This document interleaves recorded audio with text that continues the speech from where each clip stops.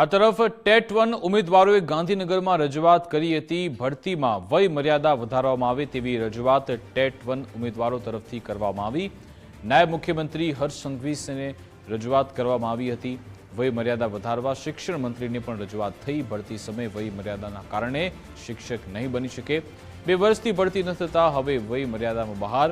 હાલની વય મર્યાદા 33 ને બદલે 35 કરવાની માંગ કરવામાં આવી છે। કે આજે 2025 અંદર જે સરકારશ્રીએ ભરતી જાહેર કરી એના અંતર્ગત 2025 અને આગળ પણ 24ની જે ભરતી છે એ સરકારશ્રીએ કોઈ પરીક્ષા લીધી નથી અને ભરતી જાહેર કરી નહોતી, જેના કારણે આજે ઉમેદવારો જે છે વય મર્યાદા વટાવી ગયા છે। તો સરકારશ્રી જે છે આ ઉમેદવારોને વય મર્યાદામાં છૂટછાટ આપવામાં આવે અને એમના માટે યોગ્ય નિર્ણય લઈ અને એમને પણ શિક્ષક બનવાનો એક મોકો આપવામાં આવે। જ્યારે ધોરણ 12 પછીની કોઈ સ્પર્ધાત્મક પરીક્ષા લેવામાં આવે છે તો તેમાં વય મર્યાદા 33 વર્ષની હોય છે। જ્યારે અમે તો 2 વર્ષ પીટીસી કે ડીએલએડ કરીએ છીએ, એટલે કે 2 વર્ષની અમે તાલીમી લાયકાત મેળવીએ છીએ, તો એના આધારે અમને વય મર્યાદામાં 2 વર્ષનો વધારો જાહેર કરવામાં આવે।